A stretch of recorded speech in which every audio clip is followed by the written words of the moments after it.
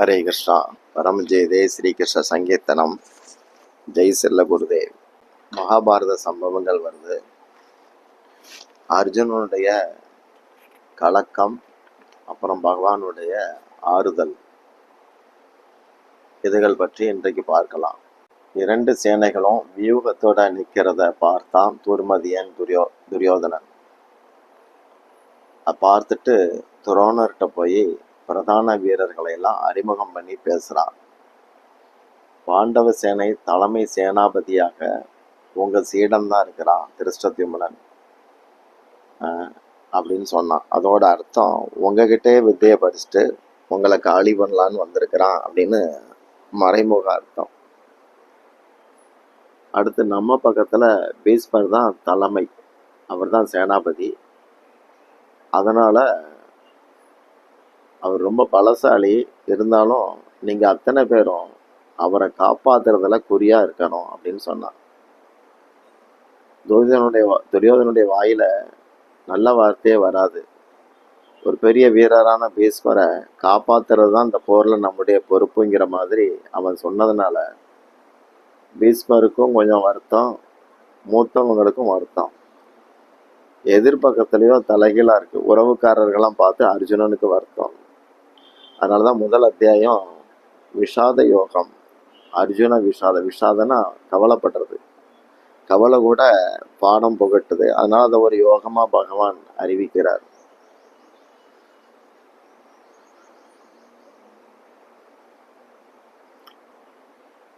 அப்போ பீஷ்மர் அவருக்கு ஒரு கோபம் மாதிரி ஆயிட்டு, இவன் இப்படி பேசினது.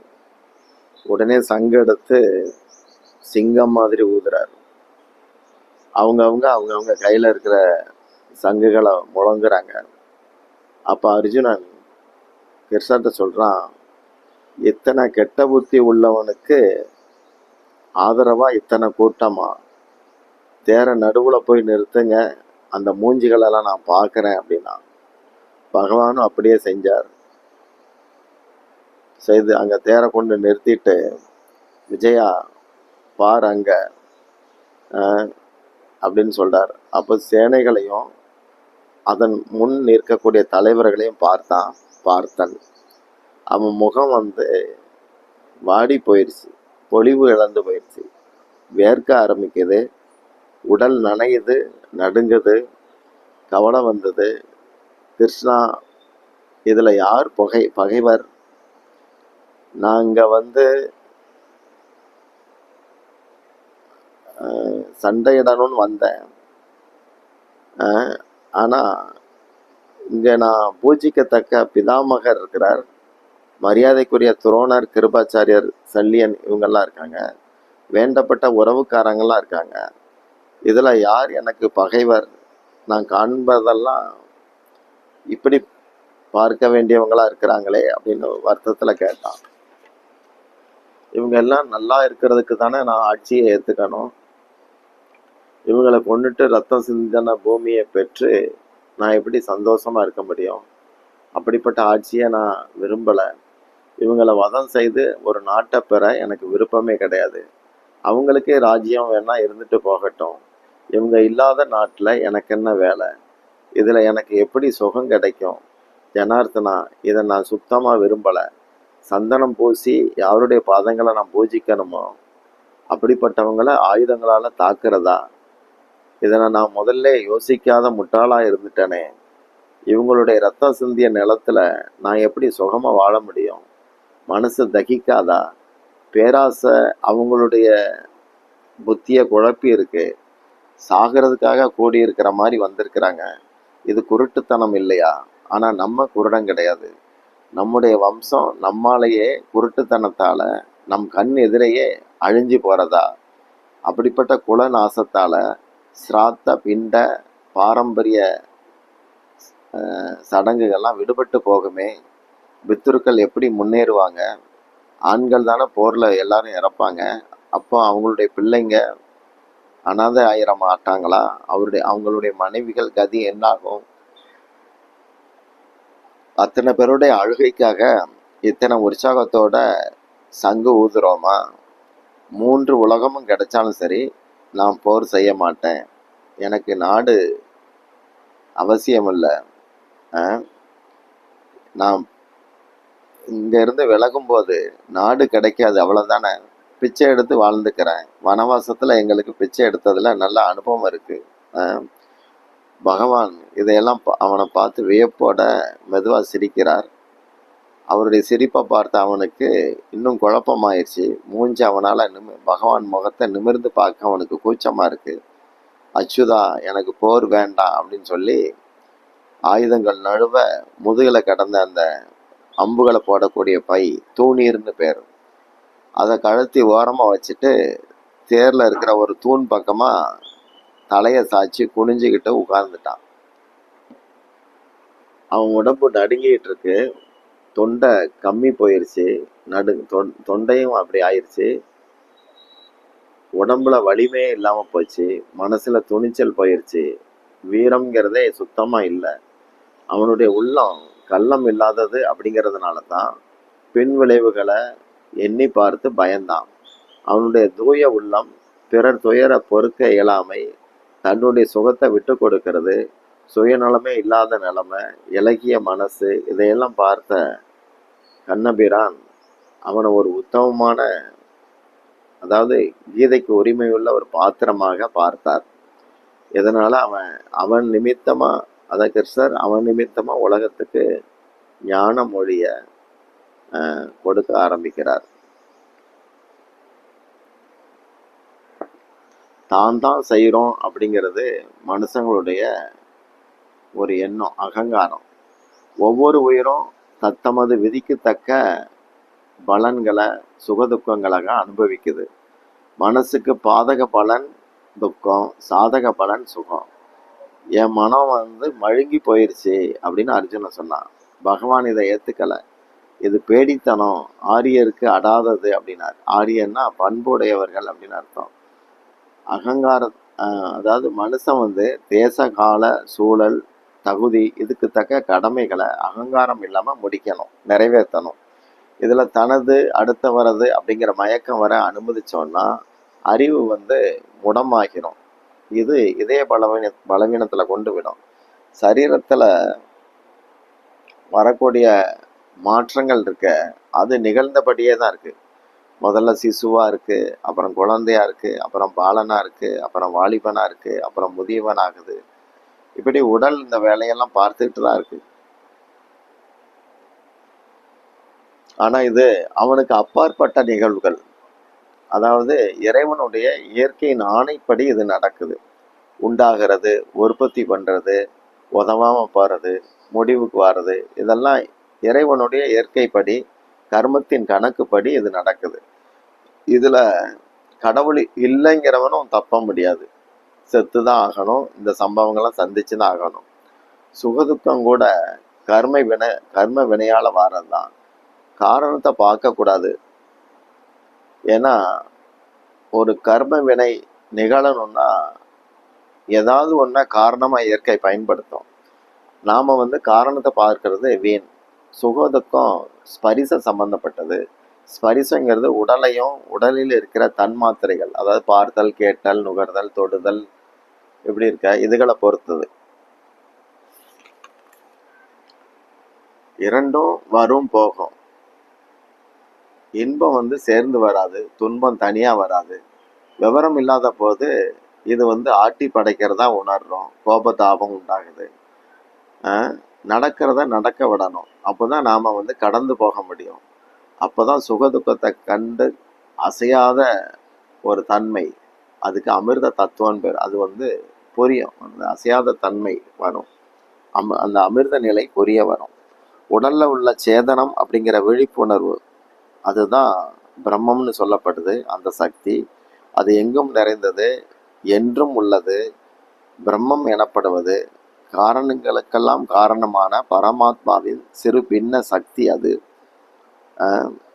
அது தேயாது, வளராது, நனையாது, உலர்த்த முடியாது, ஆயுதத்தால் பிளக்க முடியாது. அதனால் அதை யாரும் கொல்ல முடியாது. சரீரம் மட்டுமே ஏதாவது ஒரு காரணத்தால் அழியும். அந்த காரணத்தை யாராலும் தள்ளி வைக்கவும் முடியாது.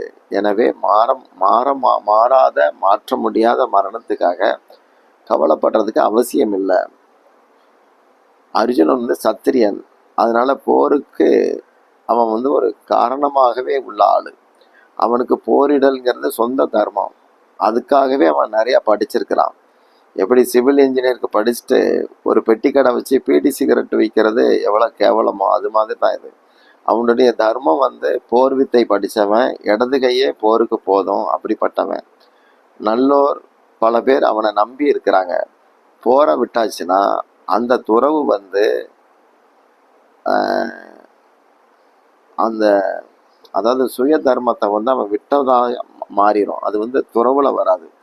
இதனால அதர்மம் வந்து வளர்றதுக்கு அவன் நேரடி உடந்தே ஆயிடுவான். மேலும் போரை விட்டவன் அப்படின்னு சொல்லி உலகம் அவனை வந்து பயந்தாங்கொல்லி பய அப்படின்லாம் சொல்லி கேவலப்படுத்தும். ஒரு வீரனுக்கு இது வந்து மரணத்தை விட கொடிய வார்த்தைகள் இதெல்லாம். அவனுக்கு தாங்க முடியாத துயரத்தை தரும். போரிடல் அவனுடைய கடமை, உரிமை. போரை விடுறது மடமை.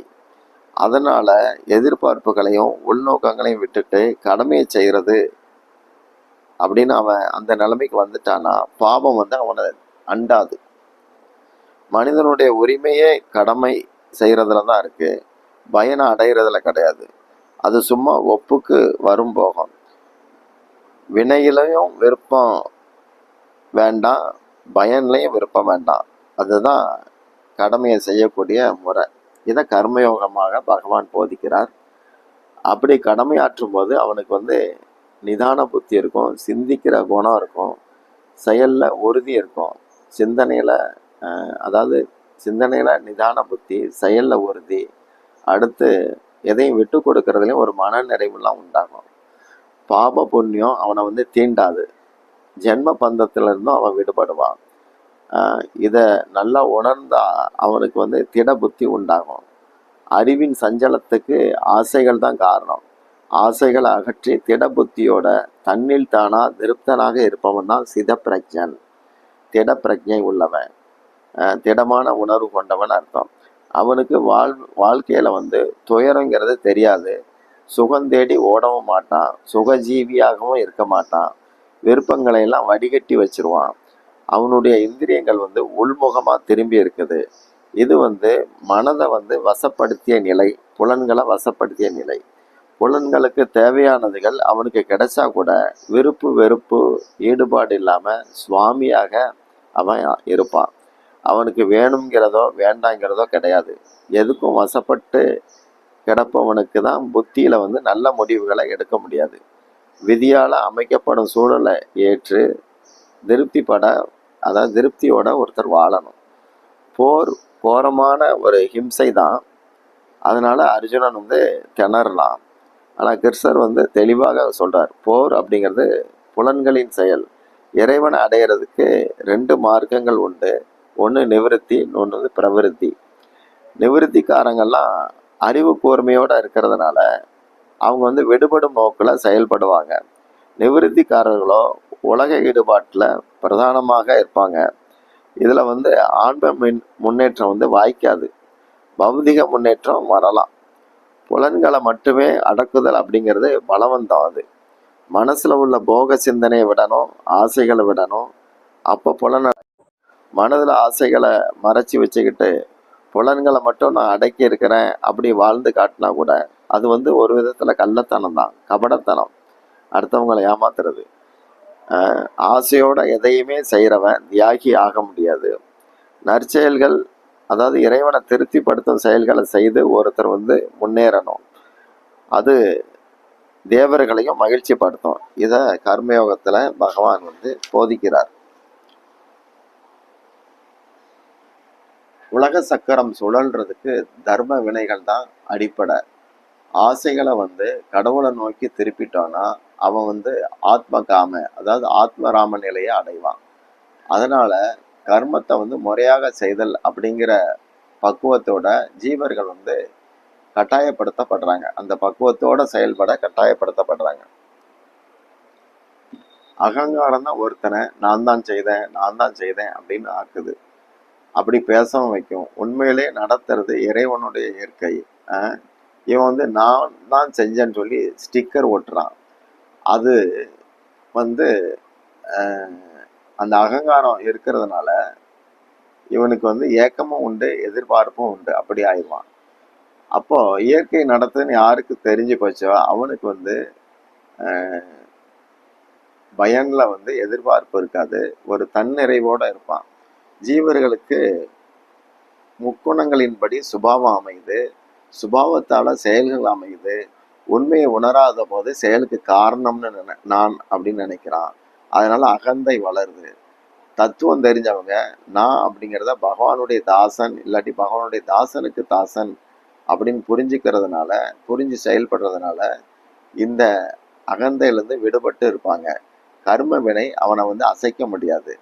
பந்தமும் விடுதலையும் ஆத்மாவுக்கு கிடையாது, மனசுக்கு தான்.